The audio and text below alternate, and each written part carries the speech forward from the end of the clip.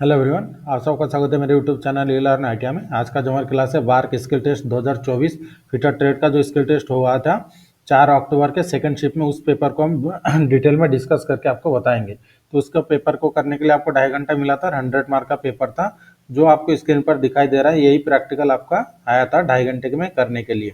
तो यहाँ पर आप देख सकते हैं जो ऑपरेशन है आपका एकदम सिंपल था। जो आपका साइज जो कॉमन साइज है आपका जो हर एक पेपर में आ रहा है, तो हर एक पेपर का जो कॉमन साइज है 60/40, मतलब 60 इसकी लेंथ है और इसकी हाइट, टोटल हाइट है 40 मिलीमीटर है। जो 15 और बीच में इसका 10 मिलीमीटर है, तो इसकी टोटल हाइट था 40 मिलीमीटर और इसकी जो टोटल लेंथ है 60 मिलीमीटर। 60/40 का ये फ्लैट आपको फाइनल में करना था और जिसका थिकनेस था 5 मिलीमीटर।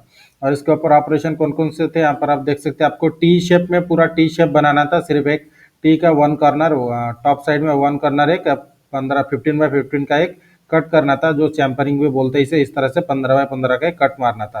तो ये था ऑपरेशन जो हमारा फोर्थ 4 अक्टूबर का सेकंड शिफ्ट में ये वाला पेपर आया था। तो अभी हम आपको इसके डिटेल में थोड़ा बताते हैं कि किस तरह से आपको इस प्रैक्टिकल को कंप्लीट करना था। तो जो आपको डायग्राम मिला था, तो सबसे पहले आपको जो रॉ मटेरियल मिलता है, तो रॉ मटेरियल 5-5 मिलीमीटर आपका प्लस में मिलता है। 60 का 65 मिलेगा, 40 का 45 का मिलता है। तो 5-5 मिलीमीटर आपको एक्स्ट्रा जब मिलता है तो उसको आपको कट कब करना है उसके ऊपर थोड़ा सा आपको विचार करना है कि जॉब बनने के बाद कट करोगे तो ज़्यादा कट 10 मिलीमीटर आपका एक्स्ट्रा से कट करना पड़ेगा। और अगर जो मान लीजिए हाइट है, हाइट से आपको 10 मिलीमीटर, और जो लेंथ है, लेंथ में से आपको सिर्फ ज़्यादा कट नहीं करना पड़ता, मतलब जॉब बनने के बाद इतना से आपको 20 मिलीमीटर कट करना पड़ेगा। अगर एक्स्ट्रा लेंथ आपको जॉब बनने के बाद कट करना है, अगर जॉब बनाने के पहले सबसे पहले कट करोगे तो पूरा 60/40 का एक कट मारना पड़ता है, 2 कट, जिसमें ज़्यादा टाइम लग जाता है।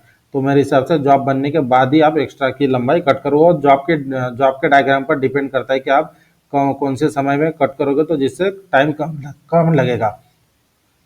तो यहाँ पर आप देख सकते हो जो डायग्राम आपको मिला था। तो रॉ मटेरियल का जो फिटर का सबसे बेसिक स्टेप है, सबसे पहले जॉब को 90 डिग्री में बनाना।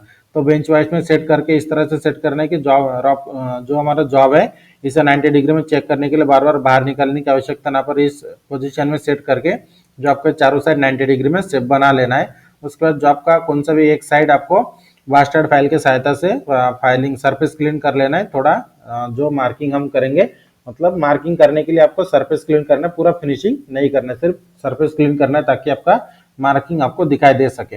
तो जो बास्टर्ड फाइल के सहायता से हम इसे फाइलिंग करेंगे, जैसे 90 डिग्री में बनाओगे, ट्रेस करके सहायता से चेक करोगे, तो उस समय भी आपको बास्टर्ड फाइल के सहायता से फाइलिंग करके आपको ज़्यादा का मटेरियल निकालना है, क्योंकि बास्टर्ड फाइल के सहायता से सबसे ज़्यादा मटेरियल निकलता है। जैसे सरफेस हमने क्लीन कर लिया वन साइड, उसके बाद आपको मार्किंग मीडिया लगाना है। मार्किंग मीडिया लगाने के बाद आपको मार्किंग करना है। तो मार्किंग करते समय 2 ऑप्शन है, स्टील रूल और हाइट गेज। हम इसकी मार्किंग भी बताएंगे आपको किस तरह से मार्किंग करना है। स्टील रूल का ऑप्शन क्यों दे रहा हूँ, क्योंकि आपको जो टूल्स इक्विपमेंट मिल रहा है वो ग्रुप वाइज मिल रहा है। तो जब आप हाइट गेज के ऊपर जाओगे तो नंबर लगाने की आवश्यकता पड़ती है। जैसे 8 से 10 स्टूडेंट के ऊपर आपको टूल का सेटअप दिया जा रहा है। तो हाइट गेज से मार्किंग करने जाओगे, स्टार्टिंग में नहीं गए तो आपको नंबर लगाने की आवश्यकता पड़ सकती है, इसलिए मैं स्टील रूल का भी ऑप्शन देता हूँ। तो आपको डिसाइड करना है आप किसके सहायता से मार्किंग करते हो। तो हम आपको हाइट गेज के सहायता से मार्किंग का प्रोसेस भी आपको बताएंगे। तो सबसे पहले मान लीजिए जो जॉब है, जॉब को हम वर्टिकल पोजीशन में रखेंगे, मतलब जो पोजीशन में आपको दिखाई दे रहा है इसी पोजीशन में रख के सबसे पहले मार्किंग करेंगे। तो जॉब को सरफेस प्लेट के ऊपर रख देना है, एंगल प्लेट के सहायता से सहारा देकर। उसके बाद हाइट गेज के ऊपर सबसे पहले आपको कितना, यहाँ से यहाँ तक आपको कितना माप दिया, 15 मिलीमीटर। 15 मिलीमीटर का आपका एक हाइट गेज के ऊपर माप लेना है और एक हॉरिजॉन्टल लाइन इस तरह से ड्रॉ करना है 15 मिलीमीटर का। उसके बाद 15 से 10, मतलब टोटल हाइट 40 मिलीमीटर है। 15 और 15 और बीच में कितना बचता है, 10 मिलीमीटर। तो मतलब जो हमने नीचे 15 मिलीमीटर का लाइन ड्रॉ किया, उसके बाद उसमें 10 मिलीमीटर प्लस करेंगे, मतलब 25 मिलीमीटर का एक और से लाइन ड्रॉ करेंगे। तो ये हो गया हमारा दूसरा हॉरिजॉन्टल लाइन। उसके बाद आपको 40 मिलीमीटर का एक लाइन फिर से ड्रॉ करना है, जो हमारा फाइनल आउटलाइन होगा। तो इस तरह से हॉरिजॉन्टल मार्किंग हो जाएगा। उसके बाद वर्टिकल मार्किंग करना है। तो वर्टिकल मार्किंग दोनों तरफ से भी कर सकते हैं। मान लीजिए जॉब को हम घुमाकर इस साइड से रखते हैं, ये वाला साइड वेस्ट पे रखते हैं, तो सबसे पहला लाइन आएगा 15 मिलीमीटर का, उसके बाद आएगा 20 मिलीमीटर, उसके बाद 40 मिलीमीटर, उसके बाद 60 मिलीमीटर। इतने ही लाइन आएंगे हॉरिजॉन्टल और वर्टिकल पोजीशन में लाइन इस तरह से ड्रॉ करना है। तो इस तरह से लाइन ड्रॉ करने के बाद उसके बाद का प्रोसेस आता है कि जो जो आपका डायग्राम आपको मिला है, जो आपका डायग्राम सामने रखकर आपको पेंसिल के सहायता से जो ड्रॉप का शेप है उसी शेप के जो आउटलाइन है उसे डार्क कर लेना है, क्योंकि जब आप मार्किंग करोगे तो वर्टिकल स्ट्रेट लाइन और हॉरिजॉन्टल स्ट्रेट लाइन ही ड्रा करते हैं। उसके बाद डायग्राम के अनुसार आपको पेंसिल के सहायता से इस तरह से आउटलाइन डार्क करना है जो आपके शेप का।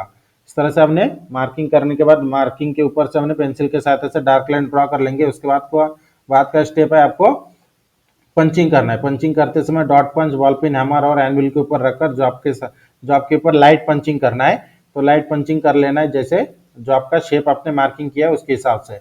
उसके बाद आता है आपका प्रोसेस एक्सिस मटेरियल, जो आपके ऊपर एक्सिस मटेरियल है मार्किंग के बाद उसे हमें कट करना है। तो उसे कट करते समय हेक्सा का सिलेक्शन कर लेना है।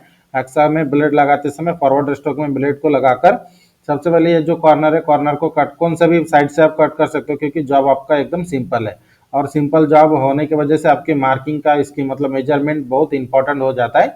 तो ध्यान में रखें कि कोई भी डायमेंशन आपका मतलब प्लस जो टॉलरेंस आपका दिया है प्लस माइनस 0.04, तो टॉलरेंस से कम ज्यादा ना हो। अगर 0.0 पे बनता है तो बहुत अच्छी बात है, क्योंकि जो आपका जितना सिंपल जॉब है उतना ज्यादा इंपॉर्टेंट होता है आपका डायमेंशन जिसके ऊपर आपको मार्क मिलता है। तो सबसे पहले आपको इस तरह से डायगोनल कट कर लेना है 15x15 का। उसके बाद जो आपको कट करते समय ध्यान में रखें, जो पंचिंग लाइन है पंचिंग लाइन के आउटलाइन मतलब आउटर से कट करना है। कट करने के बाद भी पंचिंग हमें दिखाई देना चाहिए, इस पोजीशन में रखकर कट करना है। उसके बाद जैसे कॉर्नर कट कर लिया, उसके बाद आपको इस तरह से एक वर्टिकल लाइन और इस तरह से एक हॉरिजॉन्टल, इस तरह से आपको कट कर लेना है वर्टिकल और हॉरिजॉन्टल पोजीशन में रखकर। जो आपको सेम उसी तरह से इस दूसरे साइड से भी कट कर लेना है। ध्यान में रखें कट करते समय कटिंग होने के बाद पंचिंग आपका दिखाई देना चाहिए। पंचिंग हमें गाइड करता है कि जॉब आपका यहाँ तक है, इस डायमेंशन तक है, तो इसलिए कटिंग करने के बाद भी पंचिंग आपको दिखाई देना चाहिए। तो मान लीजिए हमने एक्सिस मटेरियल कट कर लिया, उसके बाद कटिंग हमारा पूरा स्ट्रेट बनता नहीं है, इसलिए जो आपको बेंच वाइज में सेट करके प्रॉपरली बास्टर फाइल के सहायता से फाइलिंग करते हुए आपको पंचिंग तक ला लेना है पूरे तीनों तरफ से, मतलब ये साइड वन, ये दूसरा साइड और तीसरा साइड, तीनों जगह पर आपको बास्टर फाइल के सहायता से फाइलिंग करके पंचिंग तक ला लेना है। उसके बाद का स्टेप आता है आपका जो सेकंड कट फाइल है। सेकंड कट फाइल के सहायता से आपको फाइलिंग करके पूरा डायमेंशन तक जो आपको ला लेना है। जो भी डायमेंशन आपको दिया गया है, डायमेंशन को चेक करते समय वर्नियर कैलिपर का यूज करके डायमेंशन को बनाए और सेकंड कट फाइल के सहायता से फाइलिंग करते हुए आपको पूरे 0.0 पे डायमेंशन में बना लेना है। उसके बाद लास्ट में आपको स्मूथ फाइल के सहायता से फाइलिंग करके हर जगह पर फिनिशिंग कर लेना है। और फिनिशिंग करने के बाद जैसे सरफेस हम क्लीन करते हैं लास्ट में, दोनों तरफ से सरफेस क्लीन करने के बाद जॉब का थिकनेस आपका बनना चाहिए 5 मिलीमीटर। आपको रॉ मटेरियल मिलेगा 6 मिलीमीटर थिकनेस का, आपका जॉब का थिकनेस बनाना है 5 मिलीमीटर। तो इस तरह से आपका जॉब यहाँ पर पूरा कंप्लीट हो जाता है, जिसमें हमने आपको पूरे डिटेल में बताया और कौन से स्टेप के लिए कौन सा फाइल यूज करना है, किस तरह से यूज करना है, पूरे डिटेल में हमने यहाँ पर जानकारी दे दी है।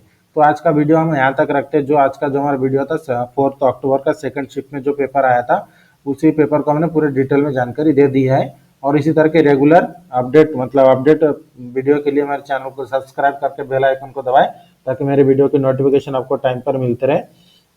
और वीडियो अच्छी लगे तो हमारे चैनल को सब्सक्राइब और लाइक करना ना भूलें। अगर आपके मन में कुछ डाउट है तो वीडियो के डिस्क्रिप्शन में व्हाट्सएप ग्रुप का लिंक दिया है, जहाँ पर आप ज्वाइन होकर मेरे से बात कर सकते हैं, या फिर कमेंट बॉक्स में भी कमेंट कर सकते हैं। हम आपको पूरी हेल्प करेंगे। मिलते हैं अगले दिन के वीडियो के साथ।